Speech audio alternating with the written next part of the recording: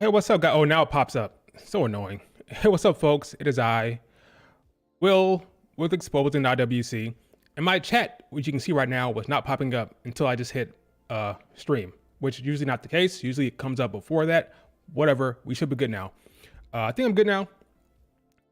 Everything's in order. What's up, folks?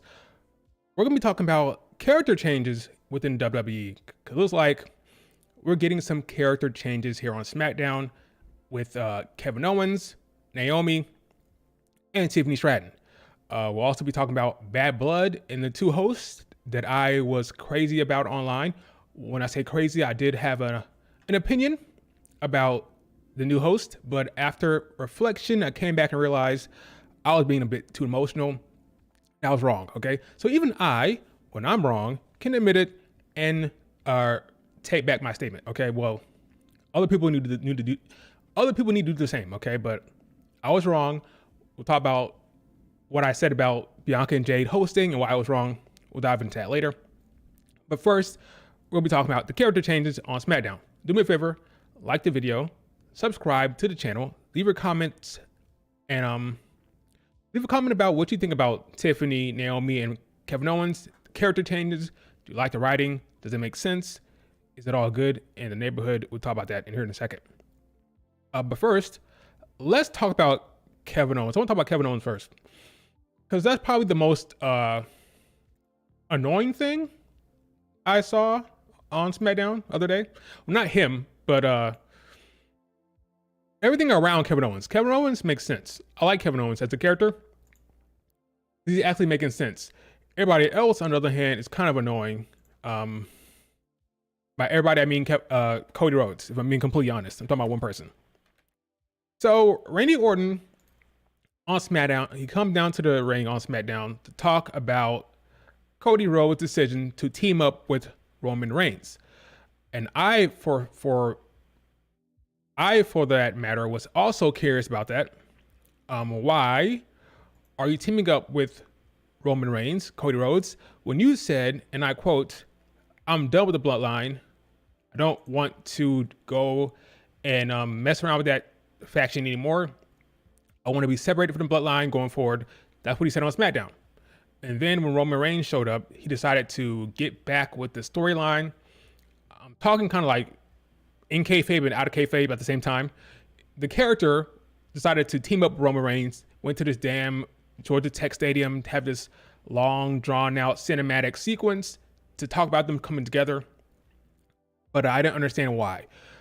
For me, the quickest way for me to turn on a character, the character, not the talent, but the character, is if the writing doesn't make sense. And Cody Rhodes coming to the realization that he wants to team up with Roman Reigns does not work for me unless he gives an actual real explanation. I was happy to see that Randy Orton called him out so he can actually give a real definitive answer as to why he wants to team up with Roman. And his explanation, unfortunately, did not cut it for me. He said something along the lines of, what was it? He said, "I'd rather be a fool." So he asked the question, would you rather be a fool or a coward? Basically saying that he doesn't want to be a coward, therefore he's teaming up with Roman Reigns. I don't buy that nonsense whatsoever. Nobody's ever questioned whether Cody Rhodes was a coward or not. The man has taken on Seth Rollins in a Hell in a Cell match with a torn pec. The man has routinely put himself in a 1v4 or 1v5 situation. He is clearly not a coward, so I don't know what you're talking about there. That's not a story beat that works for me. Maybe he should have said something along the lines of, "Hey, I want to face Jacob Fatu because he interests me and he's a challenge and I want to take him on." That's an interesting characterization for Cody Rhodes, that he would team up with Roman simply to get to Jacob, but at least it makes sense in my head. Okay, he's a fighting champion. He sees Jacob Fatu there. He wants to test himself against Jacob Fatu. Therefore, he wants to team up with Roman Reigns to take on Jacob. Now, they may not really pass the smell test with Kevin Owens. Kevin Owens may be upset about that still, but at least I can track it. Cody Rhodes was talking about how he doesn't want to be a coward or he'd rather be a fool. Therefore, he's teaming up. It doesn't work. It's all messy. They should have done a better job. So because I'm annoyed with Cody Rhodes' explanation as to why he wants to team up with freaking what's up, General Z, because I'm because I'm annoyed with his explanation, I find myself leaning more to Kevin Owens, because Kevin Owens is making more sense. Kevin Owens says, wait a minute, this man, Roman Reigns, has given us hell for years. He is a manipulator, a gaslighter.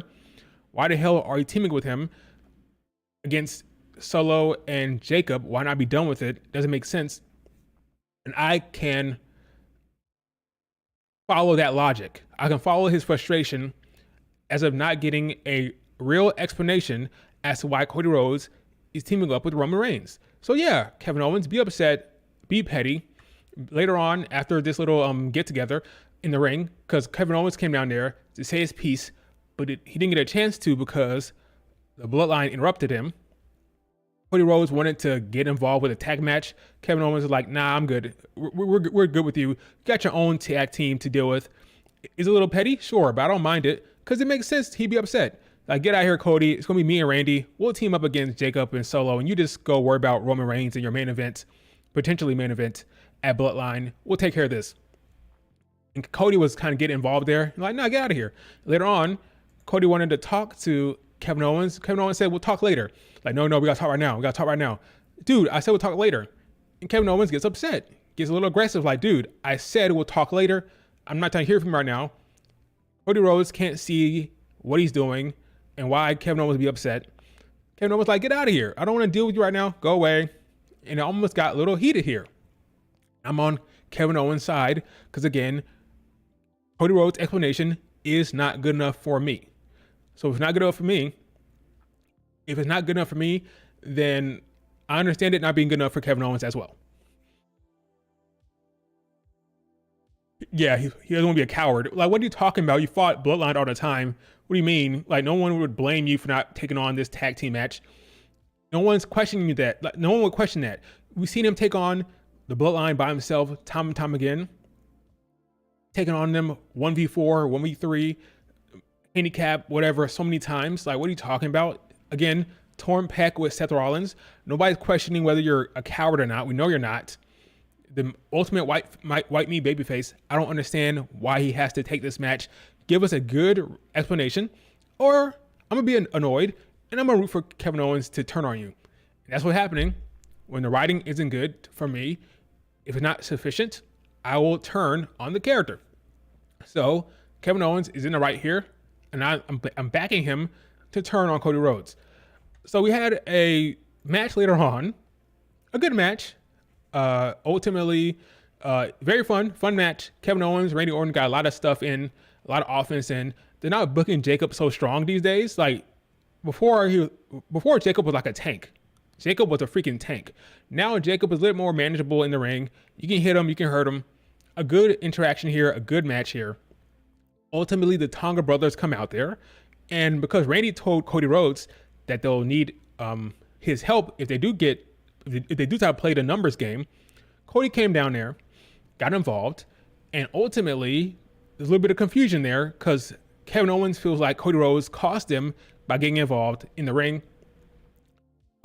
That led to a little bit of a kerfuffle after the match where Kevin Owens and Randy Orton were upset about the loss, but Kevin Owens was upset with Cody Rhodes. They got face to face. Randy was trying to split him up. It was a good segment, a good moment for Kevin Owens. Ultimately, they hug it out right before it cut off. Like right before it cut off, Kevin Owens and Cody Rhodes hugged. So they're not fast tracking the heel turn yet. We're getting a little bit more of a slow burn for Kevin Owens. When will it go astray? When will it finally turn? I don't know.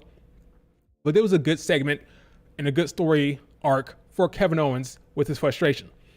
Now, I'm not sure when this heel turn is actually going to happen. I'm kind of looking at Randy at the same time, like, Randy, when are you going to turn? It's kind of interesting here. I see a Kevin Owens turn. I can see a Randy Orton turn eventually. When is it going to happen? I don't know. Do I think Kevin Owens is going to turn that bad blood? I don't think so. I don't think Kevin Owens or Randy are going to get involved. If they do, it'll be to help them, honestly, to like ward off the Tonga brothers, maybe. but I don't think we're gonna get like a heel turn from Kevin Owens at Bad Blood.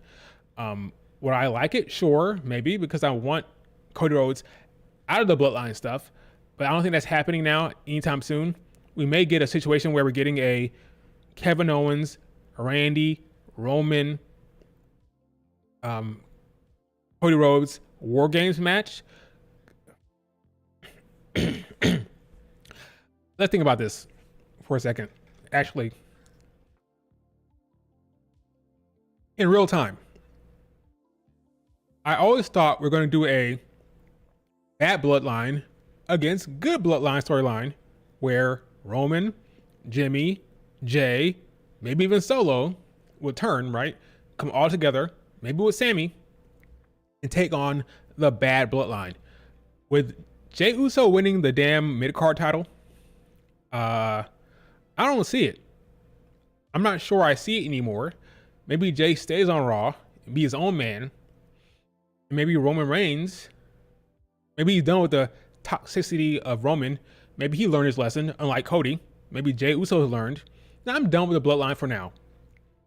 And get Jay with his IC title on Raw, away from the bloodline. And for SmackDown, you do Randy, Cody, Kevin Owens, and Roman against the bloodline. My issue is, how do you get Kevin Owens on board? Kevin Owens hates Roman Reigns. How do you do that? But that's kind of compelling. That's interesting. That's a route they could go. What they're going to do, I don't know. All I know is I'm not sure that Jay is going to get involved here, or even Sammy. Sammy's dealing with Gunther. We're all wrong. We all thought that Sammy and Jay might get involved here. Maybe not. Maybe not. Jacob turns on Solo. I thought that was going to happen earlier. I had that happening once he lost a cage match to Cody Rhodes. I love you, Solo. And then turn on him. That didn't happen. I would have booked Jacob to turn on him after that damn cage match on the season premiere of SmackDown. That's what I would have done it. But if they're not doing the Jay, Jimmy, Solo, Roman, Sammy team up again, if that's not happening, then Solo may have to stay on the other side, and you do a Kevin Owens, Randy, Roman, Cody team up. I want Cody away from the bloodline stuff, but here we are. Can't even do that considering The Rock wants to get Cody. Can that even happen? I don't know. I don't know, folks. Let me look at the chat here. Cody's fighting because he doesn't want to be a coward. Yeah, exactly. Stupid. Yeah, The Rock and the new bloodline against the old blood. Yeah, same here. General Z. Old bloodline against new bloodline. That's what I thought. Doesn't appear to be the case. You think Cody is jealous? Sure. But he's still the champion.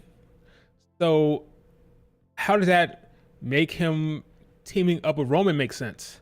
I understand him might be saying like, okay, Roman's stepping into the spotlight. That could work. That angle could work, but they got to pull it off, right? If he's jealous of Roman, therefore he wants to get involved in the tag match because he wants to be the one to take down the bloodline, not Roman. Like, no, I'm the top guy here. I'm the hero. I got to do the job here, not you, Roman. That could work. If they play it off, that could work. And if that's the case, then that's kind of a selfish act, which is interesting. And then Kevin Owens is even more justified for his actions. Let's see what else is happening here. Yeah, so Cody being jealous is an option. Roman and Cody need to win at Bad Blood. Need? I don't know. Will they? Probably? Because, yeah, maybe because Roman Reigns, last time he was in a ring with Jacob Fatu, got taken out, I think. So maybe you don't want Roman to lose at the PLE, but I don't think they need to win. Let's see. Either we see Jacob versus Roman or Roman versus Solo or Cody versus Jacob. Yeah. At Crown Jewel. One of those. Yeah. Maybe Cody versus Jacob at Crown Jewel, maybe? I don't know. Oh, yeah, never saw the day where Randy will be the mediator. Yeah, interesting. Yeah, I'm not convinced that Randy might not turn himself eventually here. So Randy and Kevin Owens won't be on the same page. The thing about Cody Rhodes is that he's not making sense. And Kevin Owens, in my mind, is. So when that turn happens, it'll be interesting. Um, yeah, I always thought that Randy would be the end game for Cody Rhodes this time around, but it can't because of The Rock, you know? So that's the thing. If Roman and Cody win the tag match, do they have the championship match at Crown Jewel? By they, do you mean Roman versus Cody? I don't think so. Do you mean Cody against Jacob? Maybe. Now, if Jacob pins Cody or vice versa, or not vice versa, but if Jacob pins Cody, that could justify the championship match at Crown Jewel. If Cody and Roman beats Jacob in the solo, I'm not sure how that will lead to any type of title match. That could be interesting. I don't know. There's so many options you can go with this storyline. I'll give them that. There's options here. There's scenarios. There's different routes you can go. I'll give them that. What I won't give them is Cody Rhodes being a dumbass, or at least not getting an actual explanation that is satisfying, you know? So that's pretty much it for the Kevin Owens, Cody stuff. Again, Kevin Owens, he's making sense. Cody Rhodes is being silly. Roman is a gaslighter and a manipulator and has given them hell over the years. So it would make sense for Kevin Owens to be upset about Cody Rhodes this so easily teaming up with him. And Cody Rhodes' explanation is not good enough. So if I had to predict a Kevin Owens turn, again, this is Triple H, so be clear, it'd be a slow turn because they did hug at the end of the show. Probably, maybe Crown Jewel-ish Survivor Series. Assuming we do a Kevin Owens, Cody, Randy, Roman thing at Survivor Series, if that's the case, then it can't be before that, right? It will be in Survivor Series. Maybe that's when it happens. Kevin Owens turns on Cody Rhodes in Survivor Series. What about Randy Orton? I don't know. No clue. They are waiting for Kevin Owens to answer the tag match at Bad Blood until the heel turn. Cody and Roman Reigns versus the Bloodline for the tag team championship at Crown Jewel. Boy, can you imagine? No! That would mean that they won on Smackdown. No. Take it off of them. Take it off of them. That's why I say I want DIY or the Street Profits to win the damn tag titles next Saturday. Or not Saturday. Next Smackdown. I don't think the Tonga brothers need the gold. Will it happen? Probably not. Will they probably retain? Yes, unfortunately. But it is what it is. All right, let's move on to Naomi. Good old Naomi.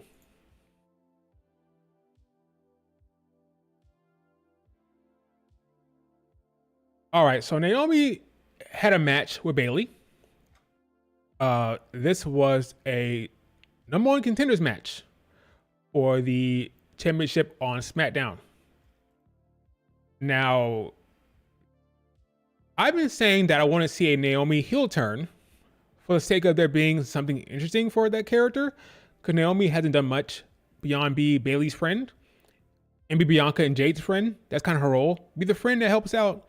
The big three comes in to help save the day against the bad Blair Witch Project. And now I'm coming to help you, Bayley, defeat Nia and Tiffany here and there.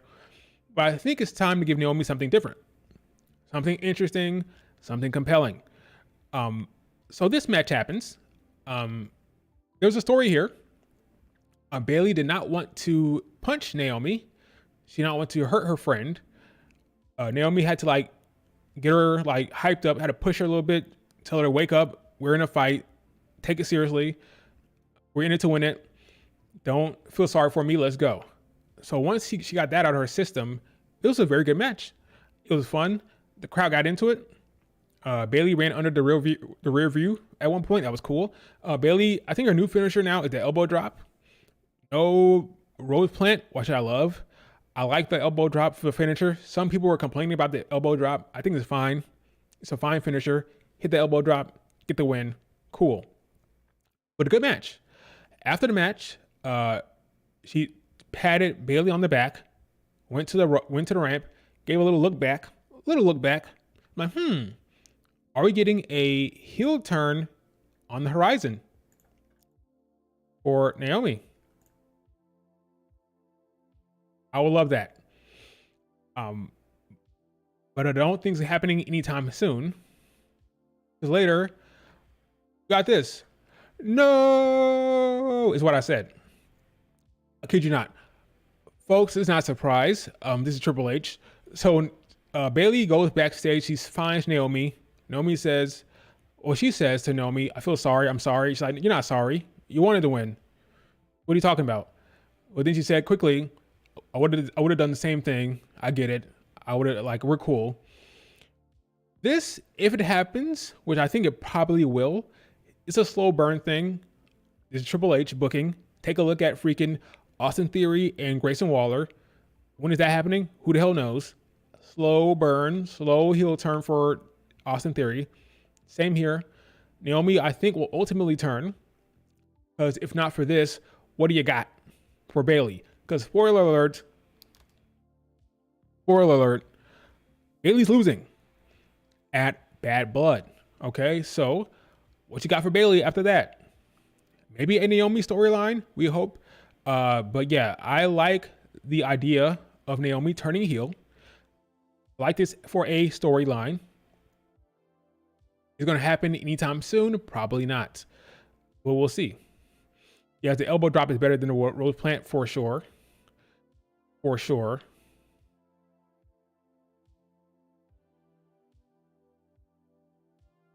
They'll probably drag it. I mean, we're talking about Triple H here. It'll be dragged. We can only hope that it'll be good when it happens. All right. Now, speaking of turns, because after this moment with after this moment here, she had literally when Bayley walked off, she had a little not sit down. She had a discussion with Tiffany Stratton. Speaking of turns, after this segment with Bayley, Tiffany walks up and says, hey, Naomi, talk her typical shit. Nia Jax is going to crush Bayley, yada, yada, yada. Naomi says, okay, how about this? Since you want to run your mouth, how about we have a match next week? I'll talk to Nick Aldis, me and you one-on-one. And Tiffany you hit her with the toodles. She said toodles, and Tiffany was pissed. Super pissed. Now, here's the thing about character development, character work here. She's upset. But she's not really that upset with Naomi, really, right? Her frustration is with Nia Jax. And she's taking it out on Naomi. So next week, all that built up frustration she has, she will unleash on Naomi. But really, what's happening here, she's getting it from two sides. She's getting it from a little bit from Naomi, but really her frustration, her anger is coming from Nia Jax, somebody she looks up to, somebody she wants to support for now. But it's also somebody that has what she wants, which is that WWE Women's Championship. This is a good thing about multi-layered storylines or multi-layered stories. You have a situation where Nia Jax is giving her hell. She wants to be there for Nia Jax in a way, even though she wants what she has. While at the same time, Naomi is causing an issue for her, setting up matches that she doesn't necessarily want. Like, she doesn't want to face Naomi next week, but Naomi is upset with her loss, and she's annoyed with this big mouth Tiffany. Therefore, we get a match next week. So her anger is more towards Nia Jax, but she's going to take it out on Naomi next week. Don't be surprised if we see a weapon or two, a chair or whatever. She's pissed. And a lot of that has to do with what's happening with her relationship with Nia Jax, which is good storytelling. Now, about Tiffany here. Tiffany is far away from a babyface turn. But that's where we're headed to, right? We're talking about Triple H here. Triple H is a bona fide, notorious, long-term story builder. So I saw a lot of people saying, oh, Tiffany's going to be upset. Tiffany might cash in at Bad Blood. Not a chance. There is not a chance that Tiffany catches in at Bad Blood. We're getting a long-term build here between these two. Tiffany, I think, will be great as a face or a heel. Crowd loves her. She's over. This segment here was supposed to make us feel sorry for her, but at the same time, later on, what she did with Naomi here, talking shit and backing up Nia Jax, they're playing it both ways, right? So we're not going to get a heel turn, or we're not going to get a face turn anytime soon. That's down the road. So if you're thinking we're going to get something soon, that's not happening. Not happening. Remember, we have to get a Bianca Jade feud with Tiffany and Naomi. Tiffany and Nia Jax, okay? So until that happens, they're not breaking up. The Bianca Jade versus Tiffany Nia Jax feud is happening, guys. I'm telling you, it's happening. We're not getting a breaking up of this two before that happens. So until that tag team match happens, Nia Jax and Tiffany are not breaking up. Okay, so what does that mean for Bad Blood? It means Tiffany's going to come out there and help Nia Jax. But this time, she won't screw it up. She'll help Nia. So when the fans think, oh my God, here comes Tiffany, she might cash in. No, she'll think about it. She may hesitate on it. But ultimately, she'll help Nia Jax. They'll leave the match closer, more together, right? That's a setup here. It's classic storytelling 101. Oh, Tiffany's upset with Nia Jax. She might turn. No, she goes down there. She helps Nia Jax. They get closer and they leave a stronger group or a stronger pairing. That's what's going to happen. Now, some people have said maybe not. Naomi might come down there and screw it up. Perhaps. Maybe Naomi tries to stop Tiffany. Something happens. Yada, yada, yada. Ultimately, Nia Jax will win. Nia Jax and Tiffany will walk away together closer than they were before. And that will lead to ultimately down the line, Tiffany, Nia Jax against Bianca and Jade. And now when that goes wrong, because guess what? They're not winning that, right? Bianca and Jade will beat them. Maybe then you get another elevation or another step forward towards the heel turn. But again, the face turn, right? For Tiffany. But again, don't think it's happening right away, because Tiffany and Nia Jax, that storyline could be a slower thing, because Triple H is booking it. Okay, so again, Tiffany, Nia Jax must face Bianca and Jade. That is happening. Okay, they already teased it. It's going to happen. So there can't be any breakup before that. We have so maybe after that loss, then we may have another story beat towards the breakup. Even then, I still don't think it's going to happen. It could. Maybe she catches in at Saturday main event. Because remember, that's something they're advertising. We don't know what's going to happen for that show, right? Maybe Survivor Series. I don't know. We'll see. Bianca and Jade versus Tiffany Naomi. I keep saying Naomi. Nia Naomi because of N. And because I just saw them together here. It's Tiffany and Nia Jax. Bianca and Jade versus Tiffany and Nia Jax at Survivor Series. Possible. I wonder what Nia will be at.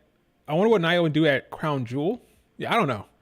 She beats Bayley. Does she face Naomi at Crown Jewel? Maybe that's when you do the tag team match at Crown Jewel. I don't know. Survivor Series sounds solid though. That sounds like a legitimate option. That gives Bianca and Jade enough time to do the damage control stuff. Maybe do a PFC thing. I don't know, but yeah, Survivor Series is probably more likely because the Bianca Jade versus Sky Pirates or Damage Control, that's going to happen on Raw or Crown Jewel. Hasn't happened yet. I think you can't wait any longer though. It's ready to go. That storyline, that match is ready. They beat Io beat Bianca. Io and Kyrie beat the Unholy Union. What else is there to do for that faction or that group? It's ready for it's tag team match now. It's nothing else ready. It's nothing else for them but that tag team match. When does that happen? I don't know. Raw or Crown Jewel? Do they wait for Crown Jewel? I'm not convinced, but we'll see. I could see a Raw match for those two groups. The Sky Pirates against Bianca and Jade. That could happen on Raw very easily. Very easily. But yeah, that's the Tiffany stuff. Let's see, did I forget anything? Triple H booking the show. Yes, I said that. So, I will say, speaking of Tiffany, I will say that this segment made it more likely that Tiffany will cash in successfully, because I've been arguing that it may be possible that Tiffany fails her cash in. Could have those mid-card belts coming in, allegedly, supposedly. And I think Tiffany is more suited for a mid-card belt, whether it be an IC belt or USA belt for the women. I like that route more so than fast-tracking her to the title, to the top title, the A belt. I'd rather her see a mid-card title, but they're not in the cards yet, and we don't know when they're going to come in. We don't know when they're going to do that, if they are at all. I mean, the dirt sheet said it may happen, but we don't know. So if that's the case, then I can see her successfully catching in later on, especially if we're supposed to feel sorry for her in these segments. Like these segments here, where Nia Jax being an awful person, grabbing her by the neck, we're supposed to feel sorry for her. And because of that, I can see a successful cash in down the line. I personally think she'd be better off for a mid-card belt for right now, but it's not the world we live in, so I guess not. You think they'll do a PFC versus Bianca Belair and Jade Cargill after Nia Jax and Tiffany? That works well too. You don't see Tiffany cashing in before Mania?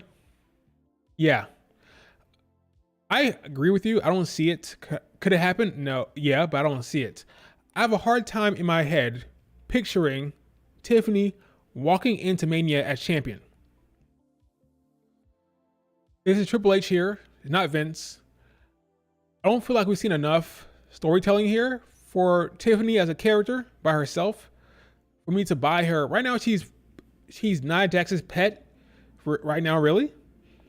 She's her pet. I mean, I don't know how many wins she has since Mania.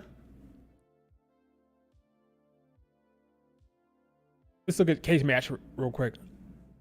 A lot of people are projecting her to face Charlotte Flair in Mania. I'm like, right now, 25 years old, win the belt and lose to Charlotte Flair. That's what's happening. She's not beating Charlotte Flair at Mania. Is that really, does that ring true to you? Her last match, she lost, was the tag match on SmackDown. She lost to Bayley on SmackDown. She lost to Beechin on SmackDown. She beat Bayley and Minchin with the help of Nia Jax in a tag match. And then we're in the Money in the Bank qualifying stuff, where she pinned Candice LeRae. I just don't. Under Vince, maybe. Under Triple H, a young 25 years old Tiffany Stratton walking into Mania as champion. He's a champion that the Royal Rumble winner or the Chamber winner has to face. Feels a little early. So I agree with you. I agree. I can see her cashing in after Mania even. I can see it. Or I can even see her failing it, the cash in. It just depends. Like, I just have a hard time seeing her walking into Mania as the champion of the women's division. I just don't see it. It's possible though, but I don't see it.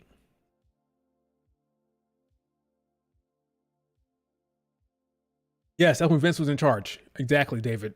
We're in a whole new era of booking and stuff like that. Rhea Ripley winning the or going to face Asuka at a young age, that's all Vince. It's different regime altogether.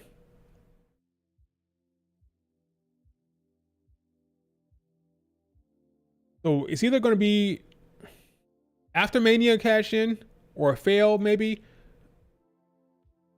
But a cash in before Rumble season would be weird, honestly. But it's possible. It's possible though. It's possible. Different regime. Rio is a different regime. And let's be clear, Triple H loves Rhea Ripley more than anybody anyway, but that's a different regime though. Different time.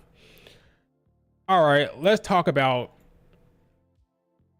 moving on from Tiffany. It'll be Charlotte versus Nia Jax. I can see that. I can see that for sure. At first, I thought it'd be like a Jade Cargill thing, but they're not pushing her in the way I thought they would. We're not seeing enough singles matches for Jade Cargill. It's all tag matches. It's all hot tags. So I'm not sure they're confident with her being a singles competitor to have her win the Rumble, because that's my thought process 6 months ago. 6 months ago, I said Jade Cargill would win the Rumble. I don't see that necessarily anymore, because not giving her any singles matches, so I don't think they trust her yet to give her that kind of spot. So we're going to continue to see the hot tag for Jade Cargill, and then maybe around Rumble season they'll split up. Maybe, I don't know. I don't know what's happening with Jade. I'm lost with Jade Cargill. I thought she would have had more opportunities in singles matches by now. It ain't happening.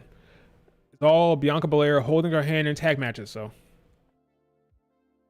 I don't know what to tell you. Speaking of Bianca and Jade Cargill, that's a good transition. They're going to be hosting Bad Blood. Gonna be bad blood. Gonna have problems. I don't know that song. I don't know that Taylor Swift song, to be honest with you. But Bianca and Jade will be heading to Atlanta to host Bad Blood. Now, my initial reaction to this was, what the hell? Why? I even went as far to say I hate it. I said I hated it, which was a strong word. But why did I say that? One, I don't think Bad Blood required a host at the time when I was initially angry. I was like, well, let's see. We have a Bad Blood PLE that's very much about like these, what I call these blood feuds. These feuds would have a lot of animosity behind it. Does it really make sense to have a host of that? Like you have a Hell in a Cell, you have Tiffany, Liv Morgan, you have a lot of hates and anger. Finn, Priest. Does it make sense to have a host? Not really. No, I thought, well, why not have Bianca just wrestle? Really what happened here, guys, is that I was annoyed with Bianca's booking over the last 9 months. And I took my anger about that and I kind of let it color my opinion on this Bad Blood hosting thing. Honestly, when you think about it for like a half a second, it makes sense why they're doing this. It makes sense. I saw somebody say that Bianca is a main eventer of WrestleMania. He's a long-time champion. Why are you having her host? It's beneath her, yada, yada, yada. Would Cody Rhodes host? Would Roman Reigns host? No. So why are you making Bianca host? It's dumb. I understand that sentiment. I understand that thought process.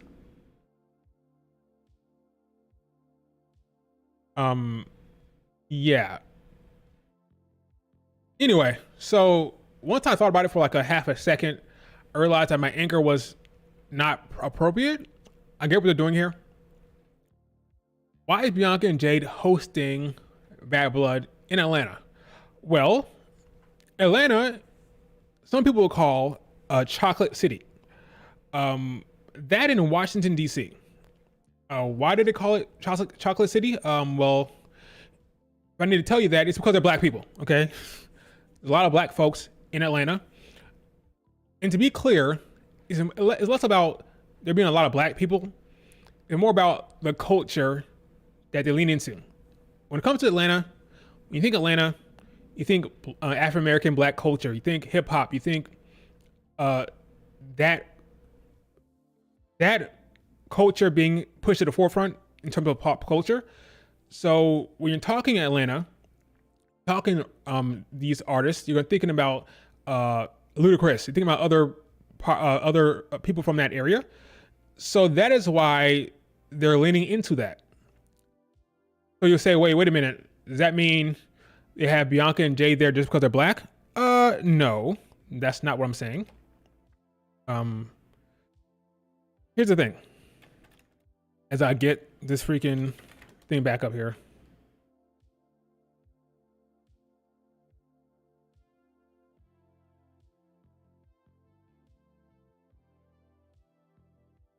Here's the thing. There's other black people that could have used. There's other black folks that could have used. They could have used Big E. They could have used Naomi. They could have used Michin. Hell, they could have brought in freaking Sexy Red. Sexy Red would have hosted the show, of course. They could have had some other pop star, some other rapper host the show. They could have done that. It was Bianca and Jade because Bianca and Jade are impressive. Okay, when you see Bianca, I don't care who you are. I don't care if you're T.I. I don't care if you're the Outcast. I don't care if you're Ludacris. I don't care if you're Young Thug. I don't care if you're whoever from Atlanta, 21 Savage, whoever from Atlanta. I don't care. When you walk in a room, you see Bianca and freaking Jade Cargill. You turn, your head turns. Whoa, they look different. Look at these two strong, black, athletic looking women. Holy crap, they're special. They're stars. They stand out. You want Bianca and Jade as their front facing people for this VIP guest because of how impressive they look. So I understand the thought process behind it. Them being black is not necessarily the case. Reason is more about, hey, when you're bringing in folk from Atlanta, these VIP guests, these artists, which probably going to be artists. Let's be clear, probably. Bringing these pop artists, these rap stars, whatever. Who do you want them to vibe in with? Who do you want them interacting with? You're going to pick someone like Bianca and Jade. It makes all the sense in the world. For the culture, for the vibe. That's what they're doing here. It's Atlanta, Chocolate City. I get it. It's not about them being black. It's about them being, it's part of it, but it's more about what the culture, the vibe. Bianca talked about her being representation, all that stuff. It leans into it. It makes sense. I get it. It's smart. It's not stupid. Like, it's smart to do that. I was not looking at it like that at the time. I was more like, why Bianca doing this? She's a wrestler. I'm annoyed. Her booking sucks. Yada yada yada. Tag match, tag teaming. Yada yada. That's where I'm coming from. I was coming from a place of, why are they doing Bianca like this? She should be a wrestler. She should have the storylines, okay? Not hosting. She should be wrestling with Rhea Ripley and Io Sky as these PLEs. That's where I was coming from. But that was not rational. That wasn't appropriate. I get what they're doing. Bianca and Jake were not going to be on that show anyway. So why not have them host, have them interacting with the VIP guest? Again, these guests will be more in line with, the culture. Okay, so you want them to be interacting with Bianca and Jade for the vibes. It makes sense. Okay, it makes sense. I don't hate it. It makes sense. All right, it is what it is. Okay, do I want Bianca Belair in the ring for these PLEs? Yes, but they're not going to be anyway. So why not let them host? Again, they're impressive. Look at them. Look like massive stars. You have your VIP guests interacting with them. They're gonna be like, whoa, themselves. Like, you can't not look at them and think, wow, these are mega stars. No, it makes all the sense in the world. Okay. It makes sense. People calling Triple H racist for having Bianca and Jay host is stupid. That is stupid. That's stupid. He's not a racist. That's not racism. First of all, I can promise you, Bianca and Jade are thrilled to be hosting and vibing and interacting with those damn VIP guests. I promise you, they're thrilled. I'm sure they're loving it. They're gonna love those VIP guests, those interviews. What they're gonna be doing. They love it. I'm sure they're gonna love it. So put that aside. Bianca and Jade I'm sure they're thrilled. That's number one. Number two, again, it just makes sense. Like, we're going to have The Miz interacting with those folk? No. Okay, you're going to have some other person. You have two attractive stars, okay, who happen to be black, who happen to be pushing a representation all about the unapologetically themselves, okay? Let me say that again. Unapologetic. I can't say that word anymore. Wow.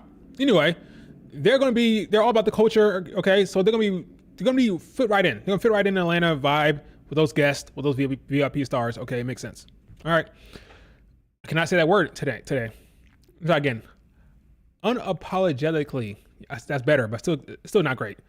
Unapologetically, yeah, that's better. Yeah, still not great. Yeah, I'm struggling to that with that word. I don't know why. Anyway, but yeah, it makes sense. Not racist, not racism. No, it's common sense. It makes sense. Okay, it'd be dumb for them not to do it. It'd be dumb not to use them. It's smart. Business wise, it's smart. It's a good look. It's a good look for them in Atlanta. Like it checks all the boxes. Check the boxes. And I'm telling you, Bianca and Jade are thrilled. Okay, I'm sure they're thrilled. So there's no bad way to look at it. Unapologetically. Oh, there it is. Said it. I finally said it right. There it is, right there. All right, let's say let's move on to something else, I guess. It's all goodwill. I agree. Not all people get to be on the card. LA Knight's on the card. Yeah. Bronson Reed. Yeah. It's just not.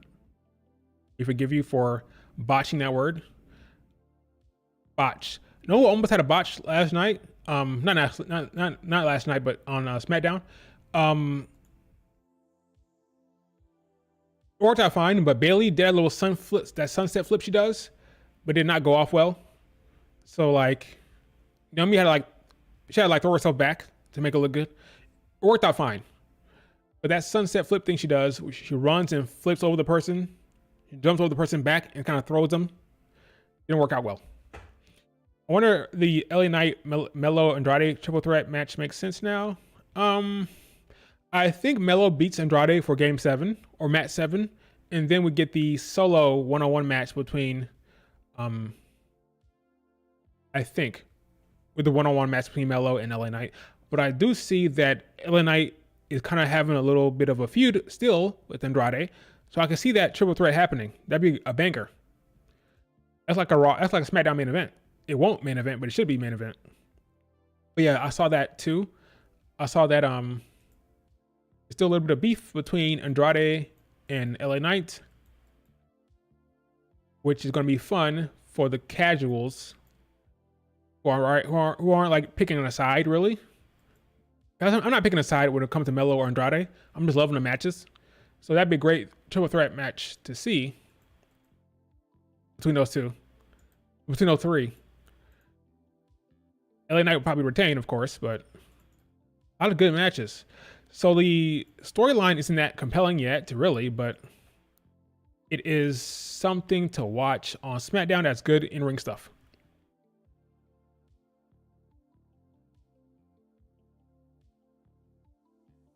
Oh, okay.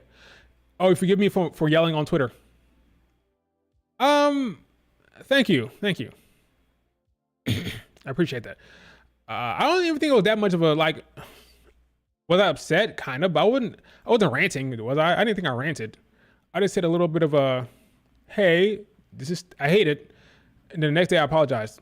Let me see. Yeah, I don't think this tweet was that bad. Let me see this tweet. Where is it? Yeah, it's not too bad. I don't regret it. Oh wait, where's my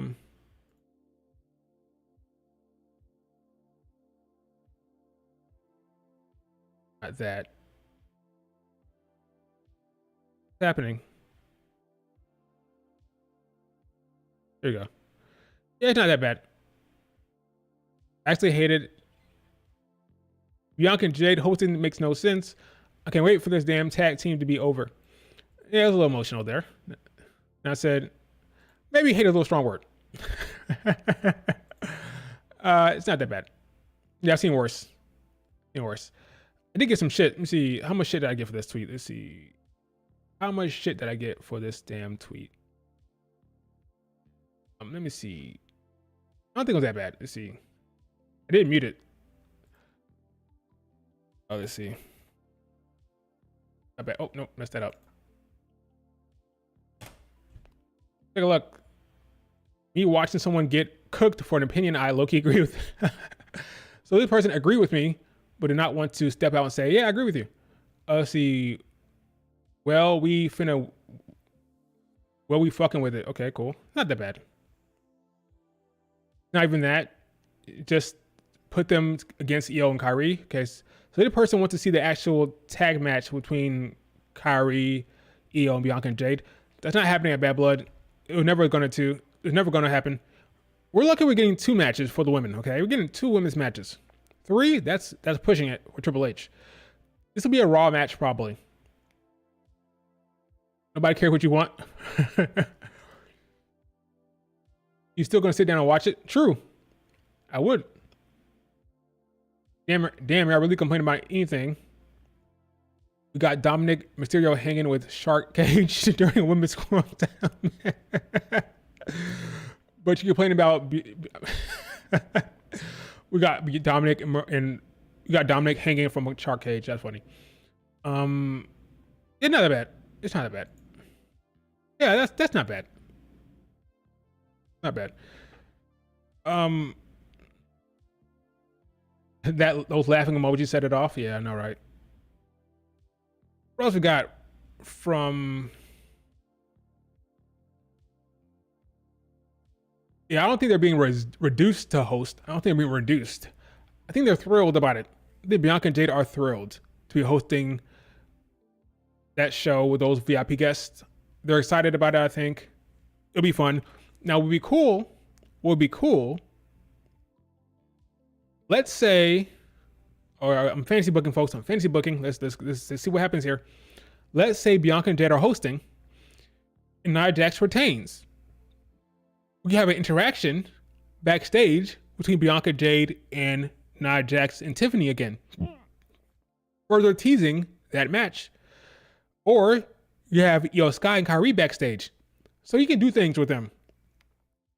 You can have them host while still pushing their storylines, quote unquote. You have a Io Sky and Kyrie backstage. You can have a interaction between Nia Jax and Tiffany. In fact, I'd be surprised if it didn't happen. I'd be surprised if Nia Jax Tiffany didn't walk out happy from that match because Nia Jax retains. Then you have an interaction between the 4 of them backstage. That could happen. So you can have them host while still having them interact with different type of storylines with Nia, with Tiffany, or with Io and Kyrie. You can do that. Kill 2 birds with 1 stone. It's possible.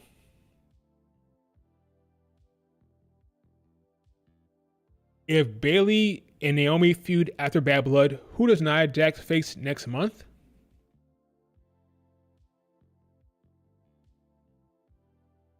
Well, that's why I said you could fast track the Bianca Jade stuff with Nia and Tiffany at Crown Jewel. Let's say Bianca and Jade win the Raw after Bad Blood. They face Io Sky and Kyrie. They win. That's when Dakota Kai returns. Remember, Dakota Kai said in Instagram, she's coming back. So if Bianca and Jade win that match, you can put Dakota Kai back with Io and Kyrie. They feud with PFC or whatever. Bianca and Jade go right back to Smackdown. They immediately feud with Nia Jax and Tiffany leading up to Crown Jewel while Bayley messes around with Naomi. Piper Niven? That's like a filler feud. Piper just got beat by Michin the other day. That's like a real filler. Again, she lost to Michin. Yeah, exactly, Richard. Yeah, I don't know about that one. Will it be good from a just like on paper, like in a vacuum? Nia Jax, Piper Niven, yeah. Unfortunately, Piper Niven has been getting her ass kicked, and she basically Chelsea Green's muscle. If they were building her up, yes. But right now, Piper is not really up there right now in terms of booking to make that an exciting match. Unfortunately, I like Piper Niven. She's awesome. But they got to build her up. And I don't see that happening anytime soon. So I think if they do a full-on Naomi Bayley storyline after Bad Blood, I think they're going to fast track the Bianca, Jade, Tiffany, Nia Jax storyline immediately after Bad Blood, which I wouldn't necessarily hate. Sky Pirates against Bianca and Jade at Crown Jewel. That could happen. But give me 3 weeks of Raw storylines for that feud. Because right now, they Sky Pirates beat Unholy Union. Io Sky beat Bianca. What are you doing to drag it out to Crown Jewel? Crown Jewel is early November. It's like 4 weeks of Raw. What are you doing? You have Bianca face Io Sky again. You're gonna have Jade Cargill face Kairi Sane. You're gonna have another match between PFC and Io and Kairi. What are you gonna do? I mean, it's possible you drag it out. I mean, it's fiction. Make it up. You find a way to drag it. But it seems to me like they're on the cups of that. They're on the cups of that match already. There's not much you can do storyline wise. No, like match got to happen. Match got to happen now. In my head, of course they can drag it. They can drag it to Crown Jewel. But in my mind, it needs to happen immediately now. Because what else are you going to do? It's set up for the match to happen. The number one contenders, Io Sky beat Bianca. They're ready to go. You know. Yeah, I think Raw after Bad Blood is an option. We'll see. I think Bianca and Jade versus Io Sky and Kairi happens on Raw. I agree. But it's a DQ. Turns into a triple threat match at Crown Jewel. That'd be awesome. Give me a triple threat ladder match at Crown Jewel between the Unholy Union, Kairi Sane, Io, and the Bianca and Jade. That'd be awesome. Or PFC. I don't know. I do think we're going to get the PFC Damage Control storyline when Dakota Guy comes back. So whenever Dakota comes back, that's the end of Io Sky and Kairi chasing the tag titles. Does Bianca Jade main event Raw? I don't think so. Would I do it? Sure. I would love a Bianca Jade versus Kairi Sane and Io Sky. Right now, Io Sky getting a lot of great reactions. Bianca and Jade are over. I would do that for the main event. Sure. Why not? That's a good main event to me. But I don't trust Triple H to do that. Don't know about Kairi Sane in a ladder match. Why? You have botch waiting to happen in a ladder match? Is that what you're trying to say? Is that it? Is that it? Is that... Nah, don't force... don't force the witches in there. I agree for the first match, of course. I thought the person was saying that later on. I agree. You know what? I agree. Let Io Sky, Kairi Sane, Bianca, and Jade have a definitive title match with a clear winner, no shenanigans. I'm down with that. I'm down with that. I'd be down. What else, folks? Talk about Bianca and Jade. Talk about Tiffany. Talk about Naomi. We talked about Kevin Owens. AJ Styles coming back. Remember how folks were like, when I say folks, I mean losers, were saying, oh, AJ Styles not being used. He's go to AEW, right? Well, it turns out he'll be back next week. The house that AJ Styles built is Smackdown. He'll be back. You don't want none, all right? You don't want none. AJ Styles will be back to handle some business. Now, what will he do? Will he be going back after Cody Rhodes? Will he be going after LA Knight? I don't know. Just let that man cook in the ring. I'm excited for it. You don't want none. Thank you, JJJ. Appreciate you. Shinsuke's next. That'd be great. But yeah, he's not going anywhere. He's fine right in WWE, okay? No need to freak out about AJ Styles not being on the show. He's going to be back next week, and I'm curious to see what they do with him. I'm curious to know what the plan is for good old AJ Styles.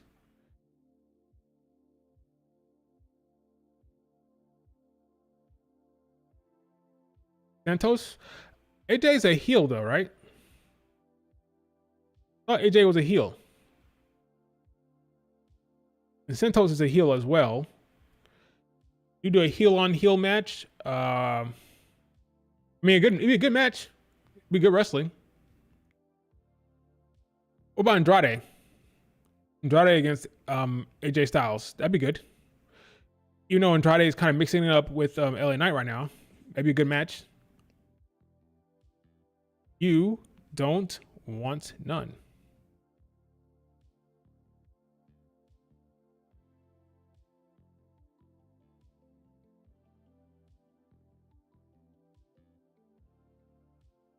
If KO was turning heel, AJ could go face. Could. Randy might go heel as well. What about AJ against Randy? How about that? AJ against Randy. How about that match? How about those apples? When was the last time AJ faced Randy Orton in the match? AJ Styles versus Randy. Oh, was it this King of the Ring? It just happened? Well, excuse me.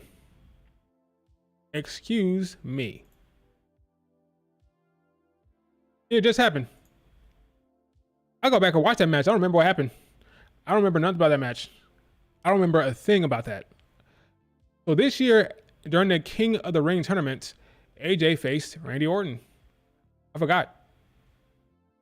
I completely forgot. Go back and watch that match later on. Do you think he's leaving? When AJ Styles leaves the WWE, he's retiring. Okay? He's going to be done with the wrestling when he leaves. That's what I believe. Could be wrong, but that's what I believe. Appreciate that, JJJ. Appreciate that. Do you think he's leaving? Yes, I do. AJ on Raw could work. Oh yeah, I forgot about that. Now I proposed this a while ago. Let me see if I can even find that tweet.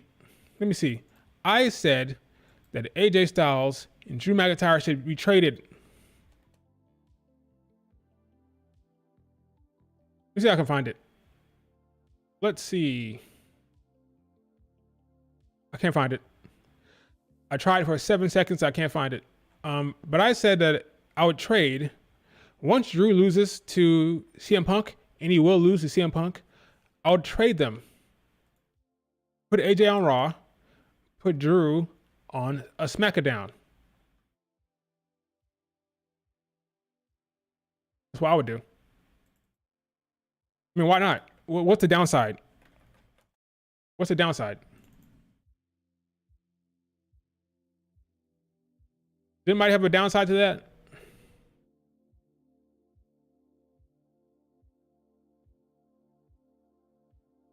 Never won the world title. Yeah. So put him on Raw. Trade him over. You can focus on CM Punk and Seth. AJ can like cause havoc on Raw. There's more bodies over there. More people to wrestle. You have AJ join up with Judgment Day, crying out loud. Can you imagine Finn and AJ together in a faction? It'd be crazy. It has some freaking Bullet Club vibes there again. You have AJ. Remember that picture of AJ, Finn, and Liv Morgan? AJ, Finn, Liv. Remember that? Can you remember? That's crazy foreshadowing. They pull that off. It'd be crazy.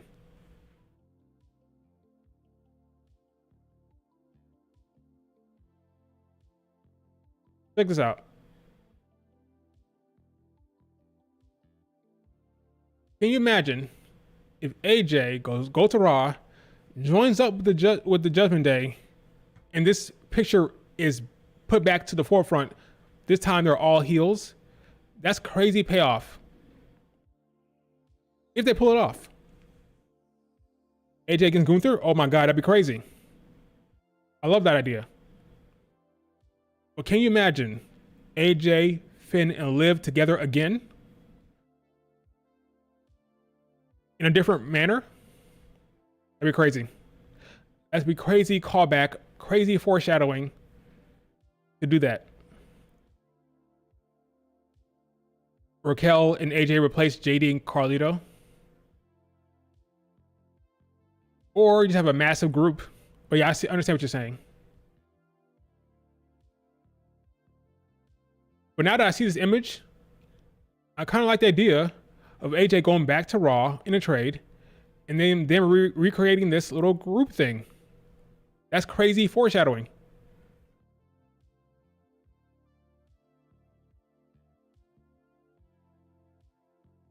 In fact, I'm gonna tweet that out after the stream. I love the idea so much. I think it needs to happen. Once Drew loses to CM Punk, there's nothing left. You can't go back to CM Punk. You can't like show his face on Raw again, really. So when CM Punk beats him, why not trade him to SmackDown?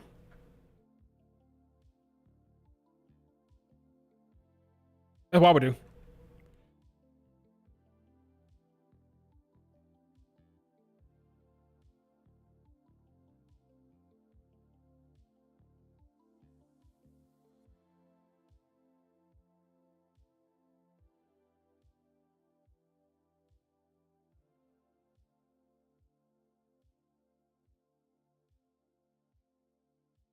That's what I would do.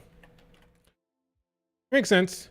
Something new for AJ. More matches. Can you imagine AJ against... Because right now, Finn Balor is feuding a little bit with Ilya Dragunov. They're starting that feud. Can you imagine AJ against Ilya? AJ against Gunther? AJ against... even Sammy. There's stuff to do for AJ Styles on Raw. More bodies. AJ against Jamie and Priest. I love the idea. Needs to happen. Triple H, don't be an idiot. Make the trade. There's nothing left. You gotta separate them. Because if you don't, Drew will still keep coming after CM Punk. So, after the loss, you send him to SmackDown, and you ban him from Raw. So Drew's on SmackDown. No? I love the idea.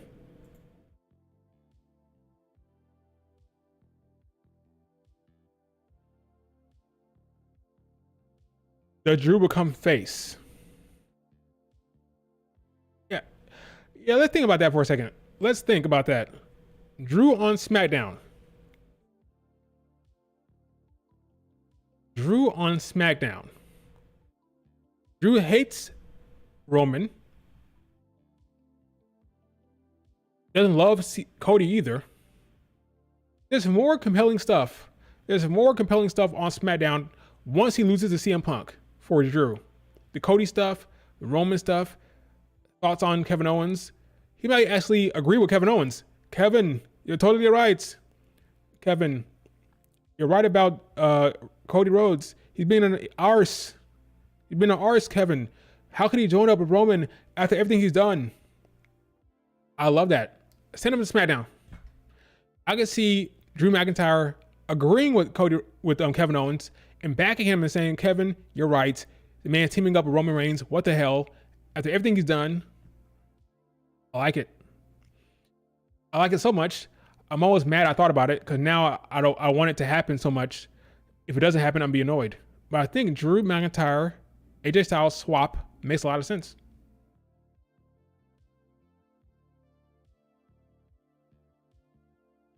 Which Raw superstar? Drew McIntyre.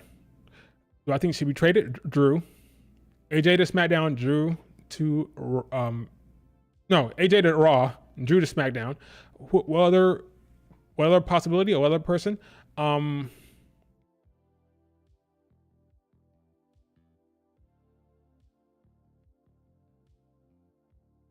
don't know who else. Give me some ideas. Who's like needs a fresh coat of paint on either show? Let's see. Those are the clear-cut ones. AJ and Drew. Gotta remember, Charlotte Flair is coming back to SmackDown. That's new blood coming in there. On Raw.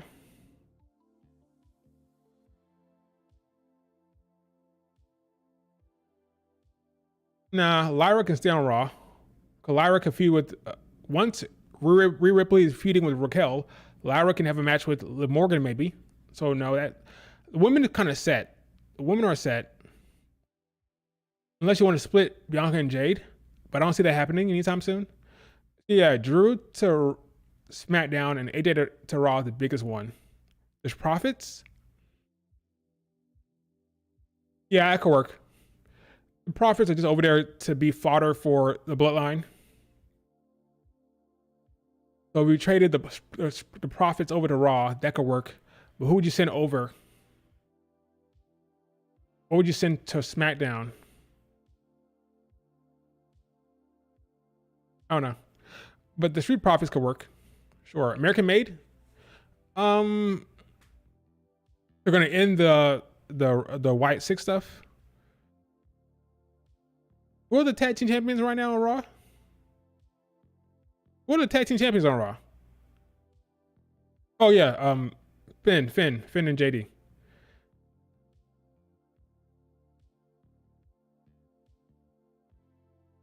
If you send American Made to SmackDown, who do they feud with? Who do they feud with? Kevin Owens? Andrade? Yeah, I don't know. I wonder what Raquel Judgment Day theme will be. That's like the one thing I'm gonna talk about the Bloodline stuff sometime next week, like the actual entire card and my predictions and what I want to happen. But I said that on a scale of most excited to least excited, I had and this will be the last thing I'll talk about and I'll wrap it up. I said that I'm most excited about CM Punk and Drew McIntyre. I'm the least excited about Finn Balor and Priest, only because that faction seems like dull in terms of story. Finn hates Damian hates Finn, but really Liv and Rhea Ripley are at the forefront of the Judgment Day stuff. The Dom, Liv, Rhea stuff is more prevalent and more pushed than Finn, Damian, Priest. Does this have the opportunity to be match of the night? Yes, it could. From a story point, I guess that's what I'm talking about here. From a storytelling aspect, I'm not that excited about it, even though it could be match of the night from an in-ring, Finn versus Damian Priest. Then Nia Jax, Bayley. I think Tiffany is going to get involved here. Maybe Naomi, but ultimately Nia Jax will retain for sure. It just depends on how. Interference, Annihilator here. What type of antics will happen? What other shenanigans? But ultimately Nia Jax will retain, probably because of Tiffany Stratton interfering. Now this match I have third on my most anticipated, because I think we could see a Raquel here. I don't care about the damn Shark Tank. Yeah, this is probably stuff I may talk about later on in the next stream, but the Bad Blood stuff. But here's how this is gonna go. I'll just repeat myself later. This is how it's gonna go. Match will start. Liv Morgan will run away for the first couple minutes. Rhea Ripley will get a hold of her. He'll dominate for a couple minutes. Then Liv Morgan will get advantage with the leg. Remember how Rhea Ripley had been having this leg injury they'd been talking about for the last 4 weeks? This will be the payoff. Liv Morgan will attack that leg. They'll say, "Oh my God, the injured leg of Rhea Ripley. She's been recovering from that for the last couple weeks." Right, that's what happened. So get an advantage with the leg. Then Rhea Ripley, the babyface, will have to battle back from the leg injury. Ultimately, she'll get an advantage. Dom is gonna be hanging from a Shark Tank, maybe somehow, because Dom gotta get involved somehow. If not, why are you even doing it? Who cares he's up there? Who cares? Like, who cares? So how do you bring Dom in? I think he may toss something down from the cage to Liv Morgan. That's how you get involved. Because without that, why do you care? Like, who cares if he's up there? Who cares? The match is the match. Why do you care if he's in a damn Shark Tank? Unless he throws something down. So I can see him tossing something to Liv Morgan, giving her something by tossing it down. She grabs it, she uses it. If not, why the hell is he up there? Who cares, right? So I think Dom will get involved in that respect. Then Liv Morgan will get the advantage. Maybe hit a Oblivion. Rhea will kick out. At that point, it'll be very close. Rhea Ripley will hit the Riptide. Liv Morgan will kick out. You want to have Liv Morgan show some resiliency, show some strength. So she'll kick out. They'll go for another 2 minutes. And then we'll get Raquel Rodriguez, I think. because she said she's smarter than Rhea Ripley. Well, if you're smart, and the idea is Dom has helped her every step of the way, literally every match, whether it was Zelina Vega, Becky Lynch, and Rhea Ripley, Dom has played a role. So the point is, we're going to take Dom out of it. The next step is someone else gets involved here, which will probably be a Raquel Rodriguez. Because honestly, the whole idea is stupid. This whole, gotta keep Dom out of it, because Carlito was there. JD could get involved. Finn could get involved. There's other people in the Judgment Day that could get involved if they want to get involved, right? So that's kind of like dumb. Like to think, once you get Dom out of the picture, then there's no chance she has. How? There's other people who get involved. But we're not going to do any of them. We're not going to do Finn. We're not going to do JD. Not going to do a Carlito. We're going to do Raquel Rodriguez. I think Raquel comes into play here, gets involved, and then finally, when Liv Morgan wins, we will actually have somebody who's imposing, who Rhea Ripley will hopefully start wrestling on a weekly basis. Because if you didn't know this, folks, check this out. This is a crazy stat. It's a crazy stat. I didn't see this. I didn't know this until last night. The last time that Rhea Ripley wrestled on TV, by that I mean Raw or Smackdown, last time that happened, Day one was the last time Rhea Ripley was in a ring on the Raw or SmackDown in a match. Day one, January 1st of this year. That's crazy. Understand she got injured. Understand that. But this is day one. Okay? So before the injury, she was wrestling on Raw. And after the injury, she wasn't wrestling on Raw. She's a PLE wrestler. A full-on PLE. She's the only person who is chasing. Who are the people who are chasing right now?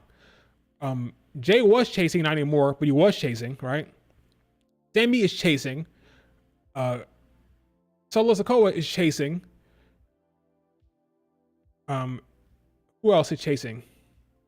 Carmelo Hayes and Andrade are chasing. She's the only person who is chasing, who is not wrestling on TV. Io Sky, Kairi Sane, Io is wrestling. She's wrestling tag team matches. The chaser usually wrestles on TV to build up to the championship match. The champion doesn't wrestle all the time. The champion is a PLE wrestler typically, but the person who's chasing the title is wrestling. She's the only person in all WWE who's not wrestling, who is chasing. Now someone will say, oh, well, she has a leg injury, she has a knee injury, she has bad knees. That is overblown and overstated. And guess what? She wrestled last night. Rhea Ripley was in a ring with Damian Priest wrestling on the house shows. So don't give me that nonsense about them not wanting to hurt her knees, whatever. That's nonsense. She's wrestling on the house shows and not Raw. Raw has higher priority than the house shows, I promise you. For whatever reason, Triple H has decided to not let her wrestle on the weekly shows. I think it's a mistake. She's a good wrestler. I think folks are forgetting that. They're forgetting that she's actually good in the ring. She doesn't wrestle. If you're chasing the title, I don't care who you are. Cody Rhodes wrestled all the time as a champion and when he was chasing. In my mind, if you're chasing the title, you should be wrestling on the damn shows. Okay? You should be wrestling on the damn shows. I don't know why she isn't. I'm hoping when Raquel gets involved here, that Raquel will force her to wrestle on Raws. And get a one-on-one match on Raw. Maybe get a mixed tag match on Raw, Let her wrestle on the damn show. You're wasting her time. She's one of the best wrestlers you have. Why not utilize that in the ring? All the way backstage segment, runouts. Let her wrestle on the damn show. I kid you not.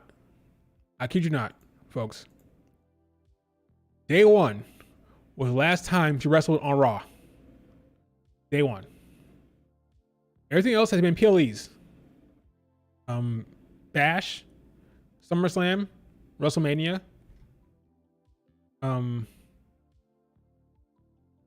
Chamber. All been PLEs. Insanity. So come on, Raquel Rodriguez. I hope you're feeling well. I hope you're good. Come on back. Come on into the fray, folks. Start wrestling regularly so Rhea Ripley can hopefully wrestle. Could you can argue she's in a faction with Priest. She's wrestling with other men. By that I mean she's in a feud with other men. Only Liv Morgan she can wrestle with. Therefore, but not an excuse. You can have Liv Morgan can recruit PFC. Say, come here, Sonya, come here. I want you guys to help me out here. Can you jump Rhea Ripley? It's fiction. It's fiction. You can make it up. Okay? You can make it up. You can make a storyline where Rhea Ripley has to wrestle maybe a number one contenders match. Maybe she has to wrestle Sonya or Shayna. Like this, it's fiction. You make it up. There's no excuse. No excuse for this. Okay? Got the mixed tag at the Super Show. This just happened, right? She had a match last night with Damian Priest, right? Before that, Batch of Berlin, SummerSlam, WrestleMania, House Show, Dark Match, House Show, Dark Match, Chamber, Dark Match, Day 1. Right here.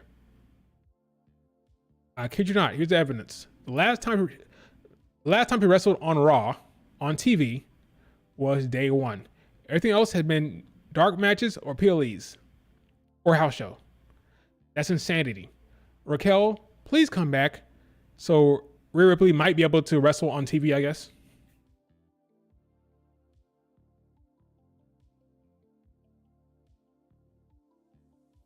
December is going to feel empty. December is when we have the main event. Remember? The Saturday main event is in December. That's going to be like a PLE. I'm very interested in that damn show. Very interested. Let me see if I can find it. I'm very intrigued by that main event show. Very intrigued. First of its kind in a long time. So this would be like a PLE. 14th Saturday. It's gonna really be like a PLE. Saturday, 7:30. Look at that poster.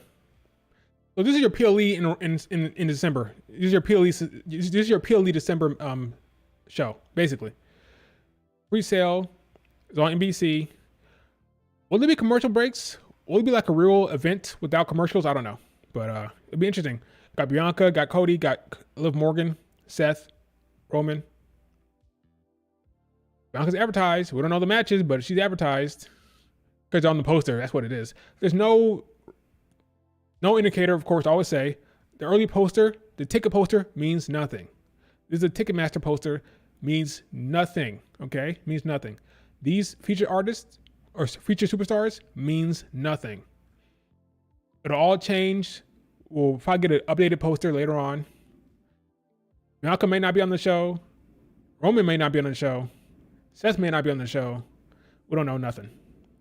But this is your de facto PLE for the month of December. It's going to have ads. But how much commercials? Will the commercials be in the middle of the matches? Probably. It'll be like a PLE style Raw, right? Probably. I don't want to be in commercials during the match, but probably it will be. Definite. It's NBC. You're right. It's NBC TV. There'll be commercial breaks. It'll be like a hyped up, elevated Raw, basically. Or a PLE with commercial breaks in the matches. You can look at it either way. An elevated Raw or a downgraded PLE because of commercials.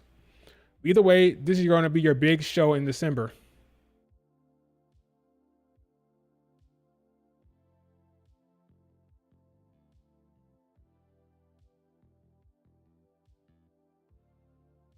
But it's going to be fun. Fun show for the masses. DC stay on Raw. I mean DC. Why am I blanking on DC? Who else DC? Who is DC? DC should stay on Raw. What do you mean? Why am I blanking on that? DC should stay on Raw. Damage Joe. Damn, yeah, wow. I've never seen somebody call Damage Joe DC. That's why I blanked. They should stay on Raw.